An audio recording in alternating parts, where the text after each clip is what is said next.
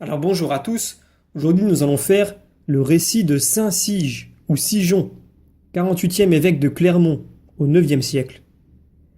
Donc Saint Sigeon régissait l'évêché de Clermont sous le règne de Charles II, surnommé le Chauve. Il fut toujours recommandable par la justice de sa conduite et la pureté de ses intentions. Il employait toute son activité à corriger les désordres et à relever les ruines, soit matérielles, soit morales, causées par les invasions et les dévastations des Normands. Il restitua dans leur ancien lustre nombre d'églises qu'ils avaient dépouillées ou renversées, entre autres celle de Notre-Dame du Port.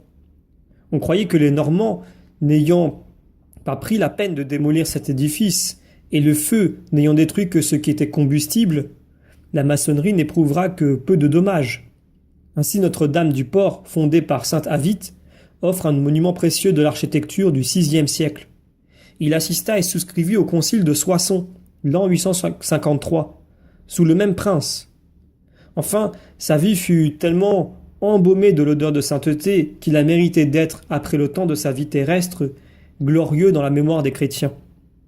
Ces reliques, dit Jacques Branche, de qui ceci est tiré, sont honorablement relevées dans l'église du Port où il fut enseveli avec pompe et célébrité le 18e du mois de février, comme il est dit dans la table des saints d'Auvergne. Alors, nous avons là un récit assez court, mais duquel, comme toujours, nous allons réussir à prendre des enseignements. Nous voyons que, finalement, être chrétien, c'est quelque chose de très pragmatique. Il y a à faire sur le plan matériel et sur le plan immatériel. Un chrétien qui n'agirait que sur le plan matériel, donc qui voudrait simplement être social et qui voudrait seulement subvenir aux besoins des pauvres matériellement, ne serait pas tout à fait un chrétien. Le pape lui-même disait que si l'Église ne s'occupait que de la question sociale sans annoncer le Christ, eh bien elle ne serait finalement qu'une ONG. Elle ne serait qu'une organisation humanitaire et elle n'aurait pas une autre vocation. De la même des façons, ceux qui n'agiraient que sur la partie matérielle et spirituelle, donc à savoir simplement des choses qui concernent peut-être la vie spirituelle, la prière, etc., eh bien seraient déconnectés des choses matérielles et concrètes où il devrait, lui, agir et appliquer justement cette vie spirituelle. Un chrétien, c'est toujours, pour ces choses-là en tout cas, le milieu. C'est toujours les deux. C'est un peu de matériel et un peu plus de spirituel. Car effectivement, il y aura toujours des gens qui auront faim. Et il faut faire de notre mieux pour pouvoir les aider. Pour pouvoir les aider, si possible, matériellement. Mais il y a plus d'hommes, et c'est plus important, qui ont une faim spirituelle. Et là, il y a une question de salut de l'âme. D'où la raison pour laquelle je dis que c'est un peu plus important. Mais les deux sont importants. Et nier l'un ou l'autre, eh bien, c'est d'une certaine façon de ne pas être à proprement dit chrétien. C'est important, parce que souvent il y a des débats entre les deux, et comme toujours, la réponse est un peu au milieu. Il faut les deux, et il y a un ordre de priorité, et il faut absolument prendre exemple sur ce que le Christ a pu faire, et notamment sur ce qu'ont pu faire les saints avant nous. C'est aussi ça l'Église, faire confiance à nos ancêtres. Et là, nous avons l'exemple d'un saint, donc Saint Sige ou Sigeon, qui a relevé les désordres, qu'ils étaient soit matériels ou moraux, donc causés par les invasions et les dévastations des Normands. Voilà un exemple à prendre. Est-ce que nous, chrétiens, nous cherchons, notamment, je parle pour la France, à restaurer ou construire des églises?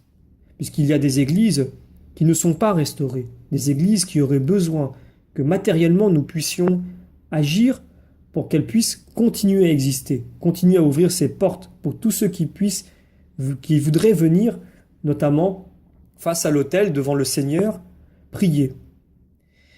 Et de la même des façons, est-ce que nous, chrétiens, nous cherchons à discerner là où est le bien et le mal selon la lumière de l'Église pour pouvoir relever justement les ruines morales, surtout à une époque où le mal moral prend des formes diverses et variées et nous attaque de tous les côtés et ne connaît aucun répit et ne connaît aussi aucune limite d'âge. autant nos enfants que nous-mêmes ou que nos parents. Donc je pense notamment à la perversion qui a pu rentrer notamment dans les écoles concernant l'éducation sexuelle. Et cette même perversion qui rentre dans les musiques, dans les séries télé, même dans des programmes classiques, dans des films, quand je dis des séries télé, je parle des séries que l'on retrouve maintenant à foison, qui sont des séries quelquefois tout simplement policières, des séries humoristiques, etc., qui sur le papier ou en apparence ne posent pas de problème, mais toujours il y a à l'intérieur des scènes, des idées qui passent pour être normales, comme par exemple la banalisation des relations sexuelles, la banalisation de la violence, la banalisation également de la violence justifiée, c'est-à-dire quand on pense rendre justice, donc finalement rendre coup pour coup, donc œil pour œil, dent pour dent, etc. Toutes ces choses passent de façon quelquefois impersonnelle, mais elles rentrent dans l'esprit de nos jeunes.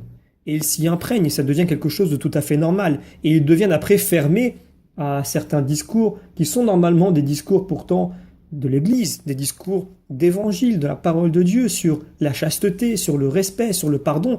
Et il y a comme un fossé qui se crée dans leur esprit entre ce qui a été leur environnement de toujours, entre les films, la radio, les séries, ce qu'ils entendent à l'école, ce que des fois des professeurs enseignent, et finalement ce qu'ils entendent de la bouche du prêtre. Et ils se mettent à se dire, mais c'est un peu le contraire de ce que j'ai appris. Il y a un fossé énorme, comment je vais faire, puisque même tous les gens autour de moi ne partagent pas cet avis.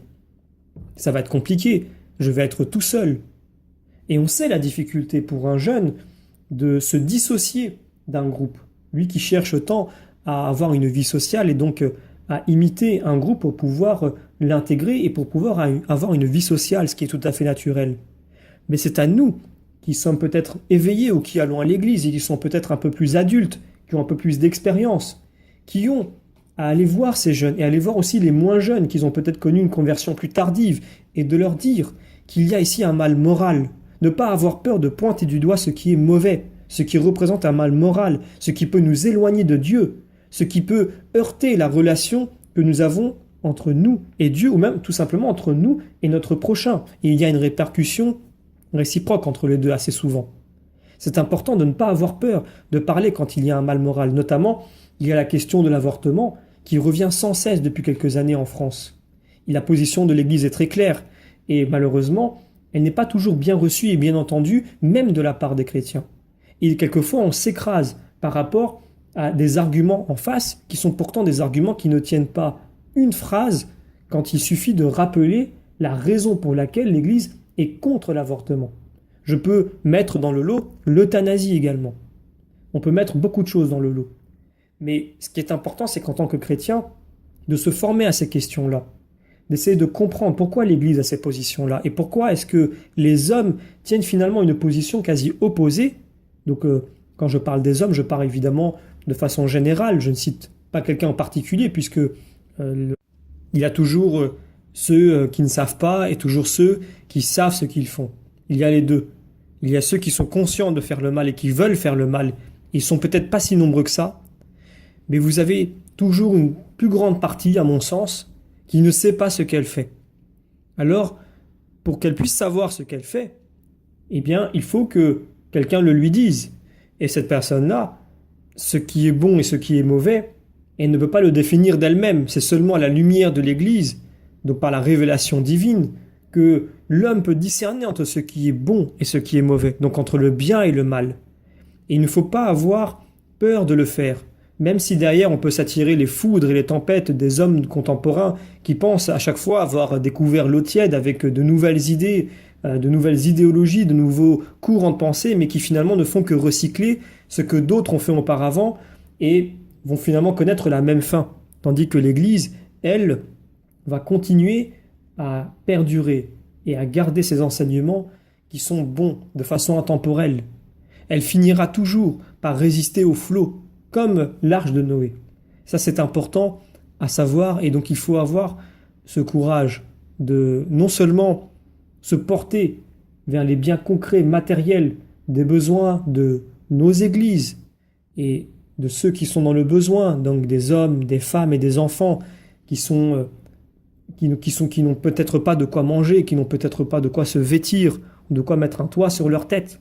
Et en même temps, les choses immatérielles, les choses morales, ne pas hésiter à toujours chercher et puiser en Dieu cette source, cette grâce qui nous permettra d'être un instrument fidèle et utile du mieux que l'on puisse faire au Seigneur. Alors, dans ce cas, nous pouvons demander à Saint Sige d'intercéder pour nous auprès du Seigneur afin que nous ayons toujours cette exactitude, cet équilibre, de toujours prendre en considération les besoins matériels, de ne jamais les oublier ou de les dénigrer, et d'avoir le courage de toujours nous porter aussi aux choses spirituelles, aux choses morales, de ne pas avoir peur d'aller en parler aux hommes, même ceux qui sont persuadés que ce que nous allons leur dire est inutile, voire dangereux, alors que c'est pour leur bien que nous le faisons. Le Christ lui-même est venu mourir pour nous, et il a agi souvent d'une façon qui, de prime abord, nous paraissait paradoxale, contradictoire, voire des fois inutile, alors qu'en fait non. Le Christ agit de façon radicale, et de façon tellement radicale que quelquefois nous n'arrivons pas à en apercevoir l'utilité. Et pourtant, il se trouve qu'à chaque fois, ô combien son agissement a pu être et nous est encore utile aujourd'hui. Alors soyons dans la patience de ces fruits qui finiront par être donnés, qui finiront par, je dirais, ces graines qui vont finir par éclore, puisque par la grâce de Dieu, les choses viennent toujours en leur temps. Saint Sige, priez pour nous.